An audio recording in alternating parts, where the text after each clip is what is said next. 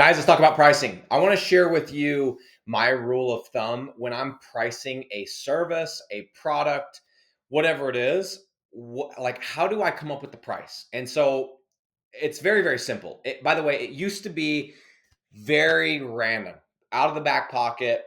I would listen to what the comments they would make, kind of find out how much money they were making, like where's their tolerance, and try and like edge it up. Okay, maybe this person I could sneak them for 1,500 instead of this because they're paying this much for this other service. And I mean, it was a mess. I spent a lot of time coming up with the price, and there was no consistency, and there was no rhyme or reason. It was ugly. And so I have changed that, and now it's a formula. It's literally a formula. But here is, and I have another video that talks about, I use a calculator that shows, I look at numbers and I use a calculator to determine my price. It's a formula. But here's the thinking behind it. And this is what I want to share on pricing.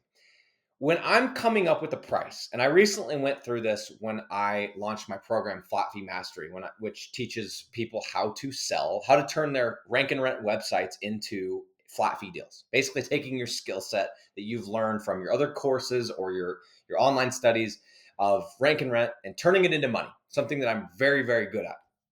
And I was like, it was like one of those brain fart moments where I'm like, I wonder, like, what should I charge? Like, I bought this one for this price, and like, what's their tolerance? Then I'm like, no, Nick, you're an idiot. Use the calculator. Use the calculator just like you do when you're selling lead generation, when you're selling flat fee lead generation. Exact same thing. So I'm not, in this video, I'm not going to go into the calculator because I have another video on the calculator. But what I want to share is this. My underlying thought process when I'm coming up with price is, what price can I charge?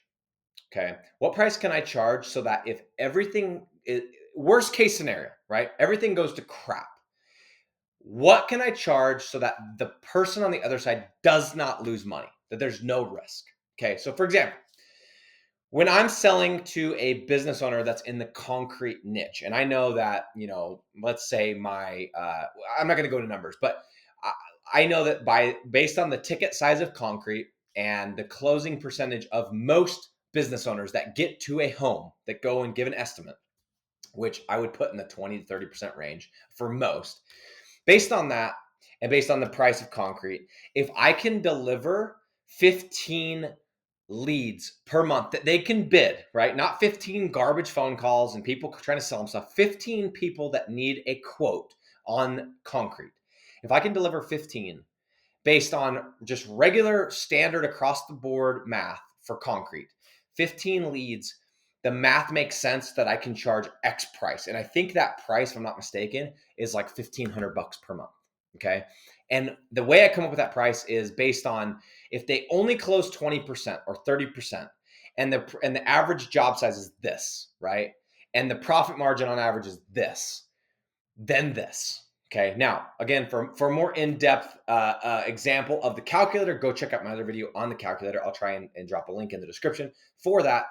But I want you guys to know that is the best way to come up with pricing, in my opinion. Come up with a price where if everything else goes to crap and I can only get 15 leads, that person's still going to stick because they're at least going to break even. Okay. And I'm pretty sure, based on the math, because I don't have the calculator in front of me, at $1,500 a month, based on the average job size of like 4 or 5K for concrete, 30% close, and like a 25% margin, I think 1,500 per month means they double their money. Okay. I could be mistaken. I don't have it right in front of me, but which means I could probably charge more.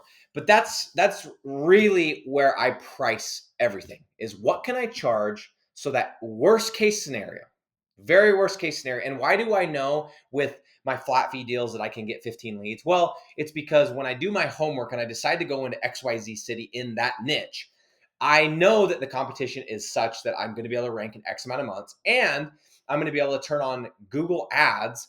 And I know, based on the cost per click and my landing pages and how well they convert and my ad copy and the whole deal, that I'm going to, it's going to be a very rare circumstance where I'm not going to get 15 leads in that month.